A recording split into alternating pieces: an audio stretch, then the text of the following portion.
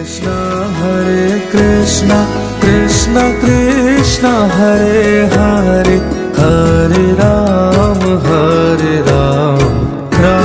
राम हरे हरे।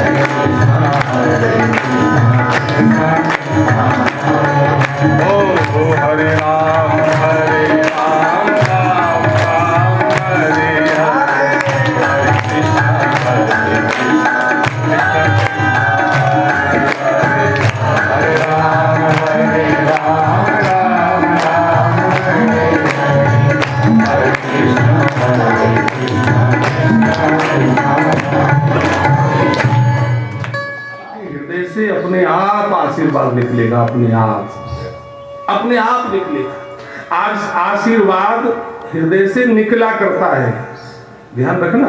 आशीर्वाद हृदय से स्वतः निकला करता है। आशीर्वाद किसी मांगने वाले के अथवा देने वाले के अधीन नहीं होता है। हम लोग कई बार कहते हैं हमें महाराज आशीर्वाद दो। आशीर्वाद किसी के अधीन नहीं, वो स्वतः निकला करता है। और क्या आशीर्वाद दे रही है? बेटा कहां जा रहा है?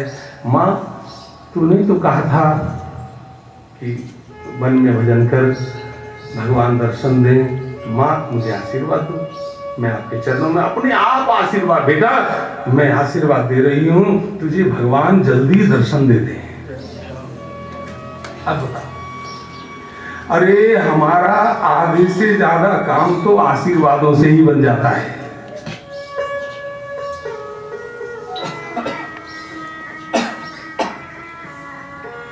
हमारे बड़े विलक्षण संत हैं श्री नारद जी। वो तो मानो जैसे कोई तोता इसी प्रतीक्षा में रहता हो कि किस पेड़ पर फल पक रहा है, उस पके हुए फल की प्रतीक्षा में कोई सुख रहता हो। ऐसे ही हमारे श्री नारद जी भी एक सुख स्वरूप हैं और उन्होंने उस पके हुए फल को पहचान लिया। तुरंत आ गए और आकर के बिना मांगे ही आशीर्वाद दे दिया। बिना मांगे ही आशीर्वाद। जाओ। ओम नमो भगवते वासुदेवाय। कहाँ गए? बोले मथुरा में यमुना जी के तट पर। यमुना जी के तट पर हमारे इस ब्रज की महिमा केवल भगवान श्री कृष्ण द्वापर में आए हो तब से ही ब्रज की महिमा हो, ऐसा नहीं। हमारे ब्रज की महिमा तो सतयुग में श्री ध्रुव जी प्रकट हुए हैं और सतयुग से भी कहां तपस्या की है? बोले मथुरा जी में उस यमुना ध्रुव टीला है। हाँ आज भी ध्रुव टीला है। हाँ, बिल्कुल ठीक, बिल्कुल ठीक है। हाँ, मंदिर भी थे वो ध्रुव टीला, वहां तपस्या कर रहे हैं। और जिस भूमि पर कोई बालक आकर के भजन करे। हमारे भक्तमाल में एक छोटी सी कथा है कि माता पार्वती और भगवान भोलेनाथ दोनों जा रहे हैं। एक टीला था, खाली था, कोई नहीं था। उस टीले को प्रणाम किया भोले बाबा ने, लेटकर दंडवत प्रणाम किया भोले बाबा ने। भक्तमाल में कथा है। पार्वती जी ने पूछा प्रभु यहाँ तो कोई दिख ही नहीं रहा है।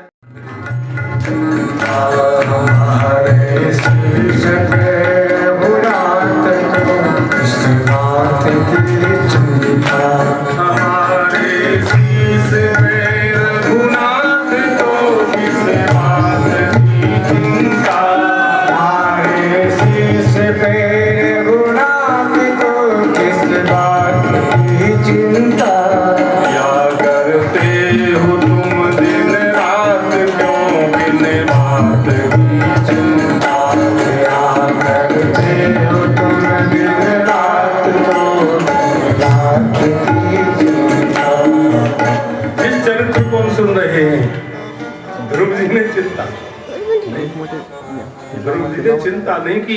वर्णन हमने संतों से यहाँ तक सुना है। जीवन बन जाएगी गोविंद गुण गाए थे तेरी बन जाएगी गोविंद गुण गाए से तेरी बन जाएगी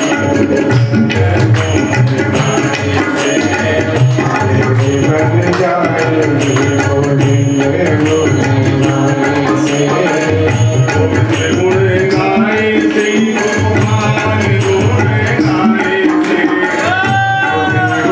गाए से गोपाल गुण गाए से गुण गाए से गोपाल गुण गाए से गुण गाए से गोपाल गुण गाए से तेरी बन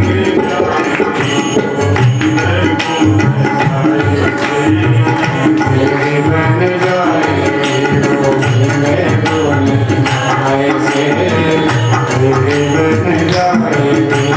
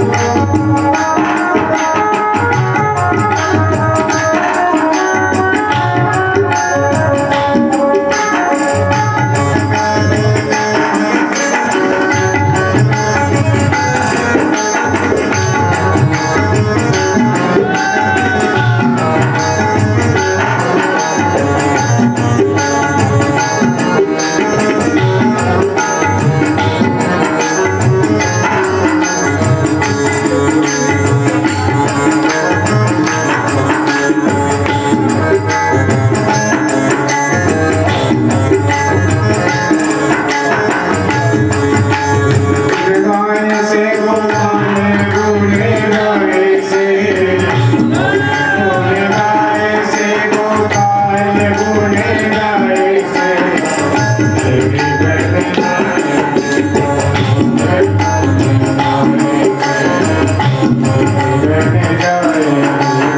बन जाएगी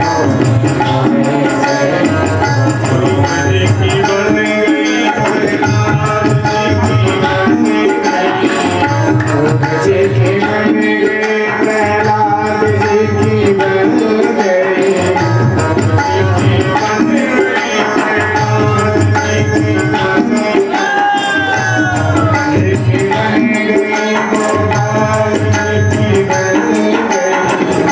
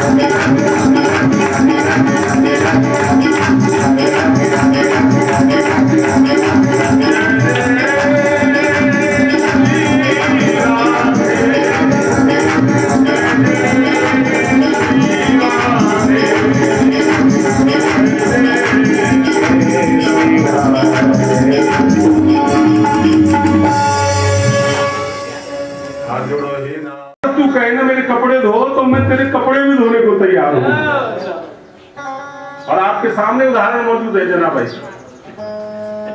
अगर तू कहे कि चक्की चलाओ तो मैं चक्की चलाने को तैयार, तू जो कहे। लेकिन भगवान की वो घोषणा साधारण नहीं है। भगवान ने स्वयं अर्जुन से कहा है, अर्जुन स्वयं उद्धव से कहा है, उद्धव उद्धव मोई संत सदा अति प्यारे। अरे मेरे कारण छोड़े जगत के भोग पदार्थ सारे, उद्धव मोई संत सदा अति प्यारे। अब ध्रुव जी राजकुमार हैं, लेकिन राजकुमार होते हुए भी संत हैं, संत हैं, राजा हैं, संत हैं। और संतपना क्या है? बोले जो एक क्षण को भी भगवान को न भूले वो संत है। भगवत विस्मृति न हो। तीन ही काम बताए ना सुखदेव जी ने, श्रोतव्य कीर्तितव्यश्च स्मृतव्यो भगवान नृणाम। कीर्तितव्यश्च स्मृतव्यो भगवान नृणाम। और हम सुबह से कीर्तन से पाप लगेगा। कैसी विलक्षण चीज है। अब सब दिमाग लगाओ, युद्ध नहीं करेगा तो पाप लगेगा। शास्त्र कहता है कि अवश्यमेव भोक्तव्यम कृतम कर्म शुभाशुभम। हमने जो शुभ अशुभ कर्म किया है वो हमको भोगना ही भोगना है। लेकिन ये भगवान का भी तो पावर है कि जो उनकी चरण शरण में पहुंच गया भगवान उसको भले ही मुक्त कर। हमारे यहाँ अभी जूम पर वो चर्चा भी शायद आई थी, माधव दास जी एक संत हुए हैं जगन्नाथपुरी में, वो इतने ठाकुर जी के लाडले, इतने ठाकुर जी के लाडले, तुम्हारा अतिसार का रोग हो गया, दस्त हो गया, वृद्ध शरीर है, समुद्र किनारे पड़े हैं, कोई शौच सफाई के लिए जल भी देने वाला कोई नहीं है, भगवान जगन्नाथ जल देते हैं उसके लिए। भगवान जगन्नाथ है, उनको स्नान करा रहे हैं भगवान जगन्नाथ। माधव दास ने कहा प्रभु ये सब आप कर रहे हो तो ये सब करने की क्या जरूरत है, ऐसा करो ना। भगवान ने कहा तुम्हारा 15 दिन का प्रारब्ध बाकी है, ये भोगना पड़ेगा। बोले फिर ऐसा करो, आप तो समर्थ हैं, आप प्रारब्ध को काट दो ना, प्रारब्ध को काट दो। भगवान जगन्नाथ ने कहा माधव दास मैं प्रारब्ध को तो काट सकता हूं लेकिन मैं व्यवस्था बिगाड़ना नहीं चाहता। एक व्यवस्था बनाई है कि भोजन में जाओ तो कूपन लेकर जाओ। अरे मैं तो लाना भूल गई, ये क्या मतलब हुआ?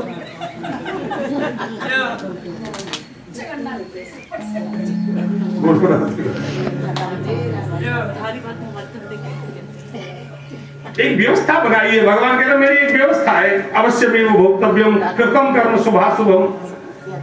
मैं तो थोड़ा, आप लोग कोई सीरियस से देखते हो तो मैं थोड़ा सा उसको हल्का फुल्का कर देता हूँ। सीरियस पना हमें अच्छा नहीं लगता है। क्यों भैया ऐसा मुंह बना के क्यों बैठे हो? तो क्या करें, भगवान ने गढ़े ही ऐसे।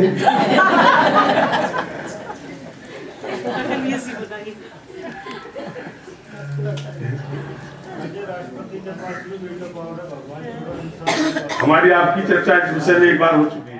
पतंजलि की औषधि, वो सब औषधि का भोग लगता है भगवान को आज भी।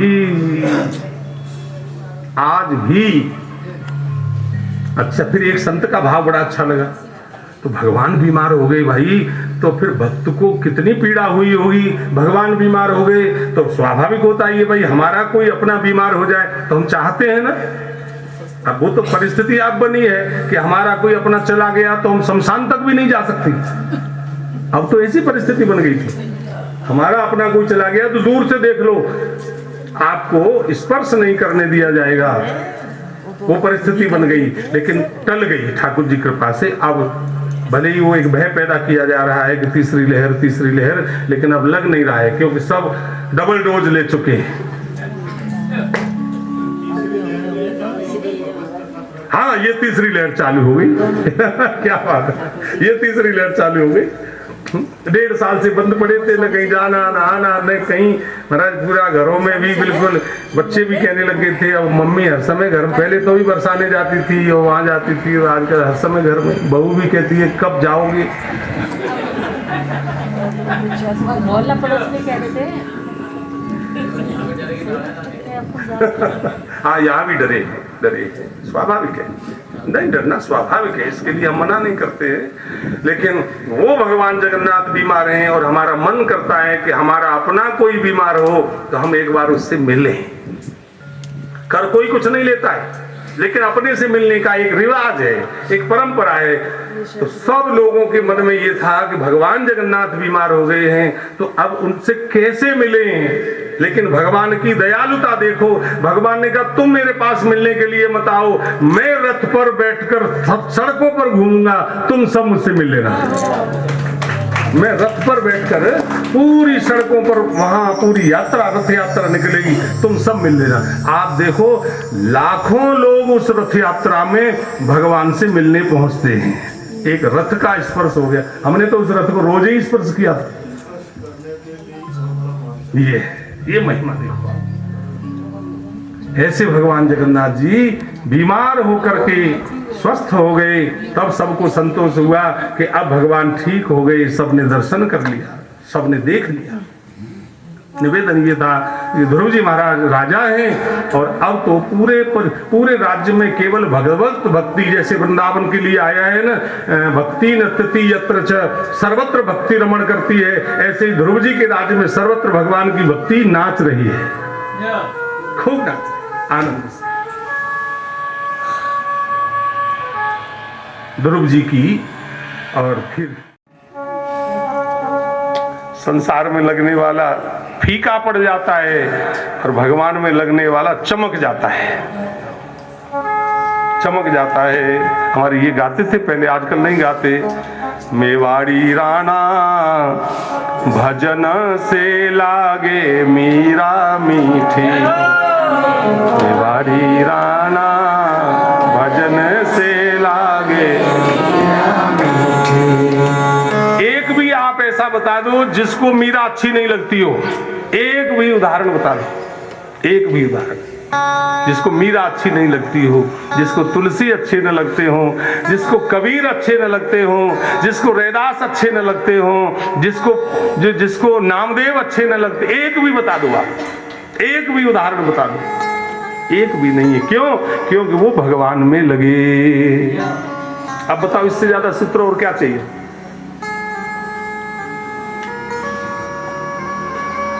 इसीलिए गोस्वामी जी ने एक सूत्र दिया है केवल, ध्रुव सगलानी जपेउ हरि नाम, ध्रुव सगलानी जपेउ हरि नाम, ध्रुव सगलानी जपेउ हरि नाम, ध्रुव सगलानी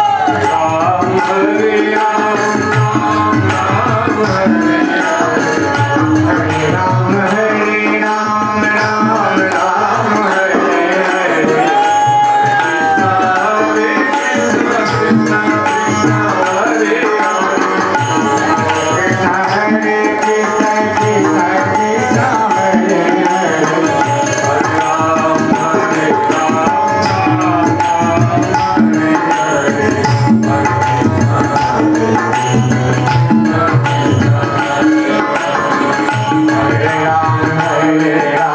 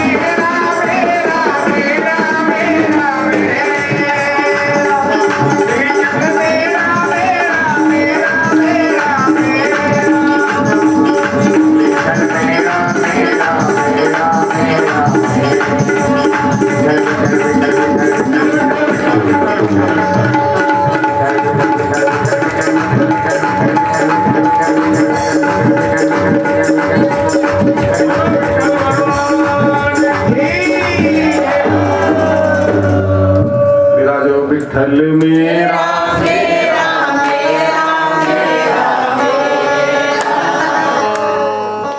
सच्ची बात कहना, डरना नहीं। आप बताओ, ये हर जगह संभव नहीं है, ये केवल राम राज्य में संभव है, केवल राम राज्य में संभव है।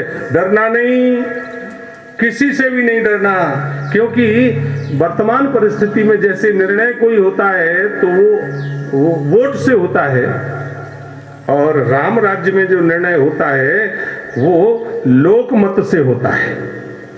वोट करने में और लोकमत में भले ही लगता हो साम्य है, लेकिन साम्य नहीं है। भगवान अयोध्या वन में जाने लगे तो अगर उस समय वोटिंग हो जाती तो किसकी जीत होती? भगवान की जीत होती। केकई हार जाती, केकई हार जाती, केकई के पक्ष में, क्योंकि भगवान के पक्ष में सारे सकल पुरवासी हैं, और केकई के पक्ष में केवल 3 वोट, 2 नहीं 3। भगवान स्वयं केकई का समर्थन करते हैं।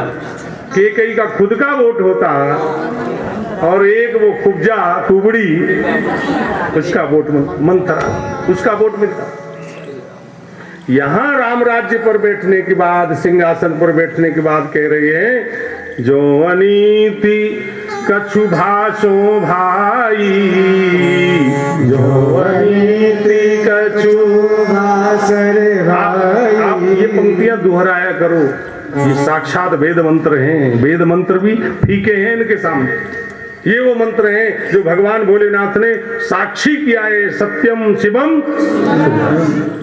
ये साधारण चीज नहीं है महाराज। हम क्या, हमारी हजारों पीढ़ियां मिलकर के गोस्वामी तुलसीदास जी का उपकार नहीं चुका सकते। आपने अभी दर्शन किया है, 6 वर्ष की तपस्या, 1 मटका जल। अब अंदाजा लगा लो, जन्म लिया जब से अब तक कितने टैंकर पी गए,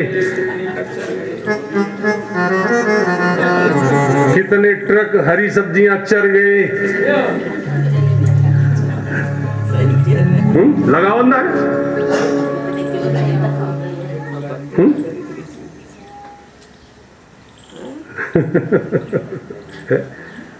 तो मोहि वर जहु भय बिसराई, तो मोहि वर जहु भय बिसराई।